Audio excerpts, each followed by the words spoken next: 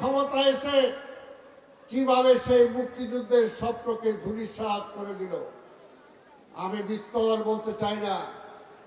এবং সেই স্বপ্ন ধূলিসাৎ করার পরে আবার ৭৫-এ কিভাবে শহীদ রাষ্ট্রপতি জিয়া রহমানের আবির্ভাব ঘটল এবং জিয়া রহমান এসে এই দেশে যে দেশের মানুষ স্বাধীনতার পরে না খেয়ে মারা গিয়েছে, আজকে মাহাদি আহমেদ জিয়া রহমান সম্পর্কে বেশ কয়েকটি কথা বলেছেন যে সংস্কারের কথা যদি বলতে হয় তাহলে এই দেশের প্রথম প্রধান সংস্কারক হলো শহীদ রাষ্ট্রপতি জিয়া রহমান।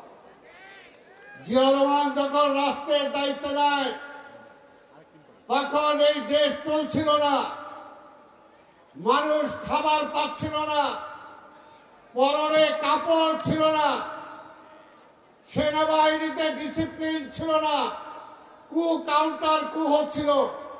এই যে পুলিশ তাদেরকে হাফ প্যান্ট পরে লাঠি হাতে ধরে দেওয়ার মতো অবস্থা হয়েছিল। শিক্ষাঙ্গনে কোনো পড়াশোনা ছিল না, কোথাও কোনো ডিসিপ্লিন ছিল না আওয়ামী লীগের লুটতরাজের কারণে। কিন্তু জিয়া রহমানকে দায়িত্ব দেওয়ার পরে ২ বছরের মাথায় সেই দেশের মানুষকে জিয়া রহমান খাইয়েছেন, আবার বিদেশে চাল রপ্তানি করেছেন, এই দেশে আইন শৃঙ্খলা ফিরিয়ে এনেছেন, বিশ্ববিদ্যালয় সহ কলেজ স্কুলে শিক্ষার পরিবেশ ফিরিয়ে এনেছেন। এবং তিনি যে কথা বলেছিলেন তার কথা অনেকে টুইস্ট করতে চায়। বলেছিলেন মানি ইজ নো প্রবলেম, কথাটা তো সত্য।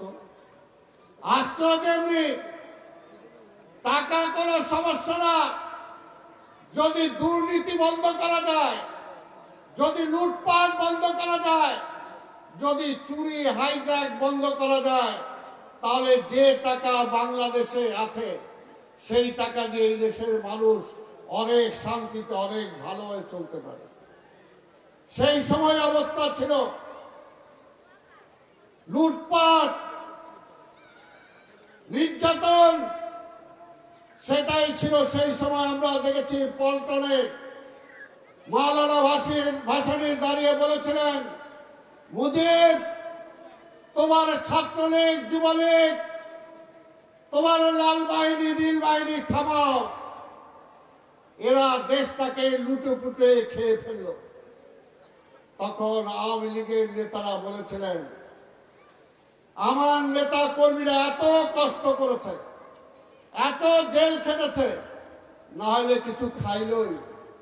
ওই যে বলছে কিছু খাইলই, দেশও খায় ফেলছে, শেখ মুজিবরাও খায় ফেলছে।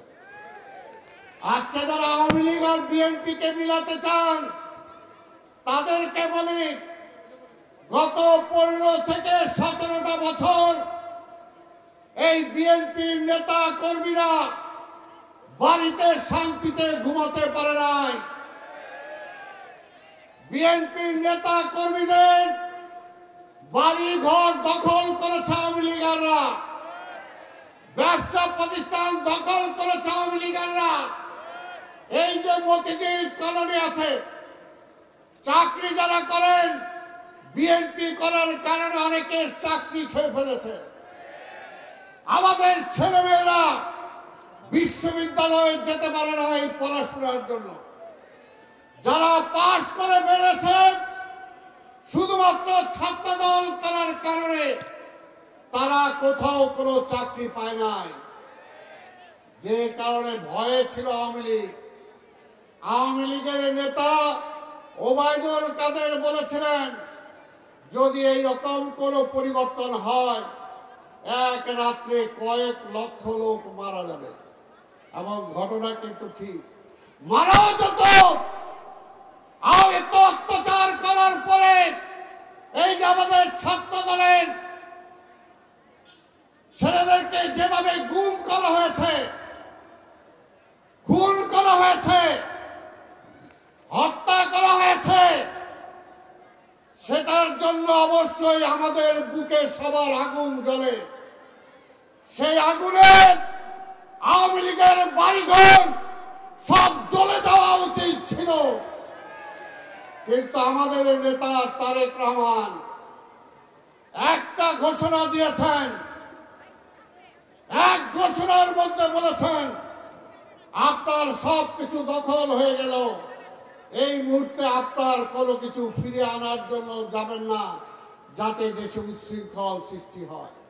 যে পুলিশ আমার নেতা কর্মীদেরকে গুলি করে মেরেছে, এই পুলিশ যখন থানা ছেড়ে চলে গেছে, এই থানার দায়িত্ব নিয়েছে আমাদের নেতা কর্মীরা।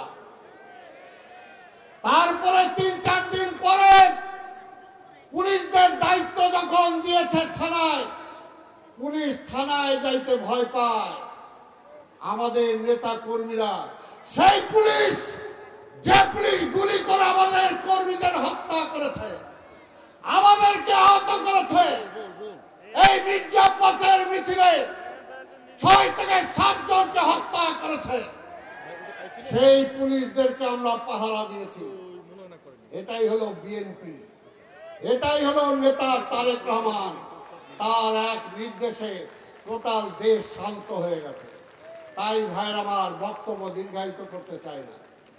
আজকে পরিষ্কার কথা, বাংলাদেশের রাজনীতি 2টা ভাগে বিভক্ত, এর মাঝামাঝি কোনো কিছু নাই।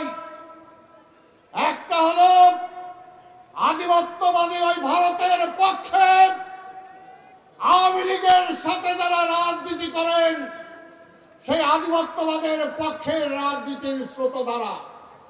আরেকটি হলো বেগম খালেদা জিয়া তারেক রহমানের নেতৃত্বে বাংলাদেশি জাতীয়তাবাদের রাজনীতির ধারা। এই 2টা ধারার বাইরে কোনো ধারা নাই। তাই পরিষ্কার, আজকের এই বাংলাদেশি জাতীয়তাবাদের রাজনীতি যারা করেন, তাদেরকে মেরে ফেলতে চায়। শহীদ রাষ্ট্রপতি জিয়া রহমানকে শহীদ করা হয়েছে, বেগম খালেদা জিয়াকে মেরে ফেলার চেষ্টা করা হয়েছে, আমাদের নেতা তারেক রহমানকে মেরে ফেলার চেষ্টা করা হয়েছে। এখনো বলেন অনেকে, নির্বাচন দিলে তো বিএনপি ক্ষমতায় চলে আসবে, তাহলে এই নির্বাচন যত পিছানো যায়। আগেও হাসিনা বলেছিল নির্বাচন কার জন্য দেব, ওই তারেক আইসা দেশ চালাবে সেটার জন্য। কাজে এখানেই হলো ষড়যন্ত্র। যারা নির্বাচন পেছাতে চায়, যারা জনগণের অধিকার জনগণকে ফিরিয়ে দিতে চায়, তারা এই দেশের জন্য রাজনীতি করে না। বিএনপি ক্ষমতার জন্য রাজনীতি করে না, বিএনপি জনগণের জন্য রাজনীতি করে, মানুষের জন্য রাজনীতি করে। তাই বেগম খালেদা জিয়া প্রধানমন্ত্রী হওয়ার পরও প্রধানমন্ত্রিত্ব ছেড়ে দিয়েছেন।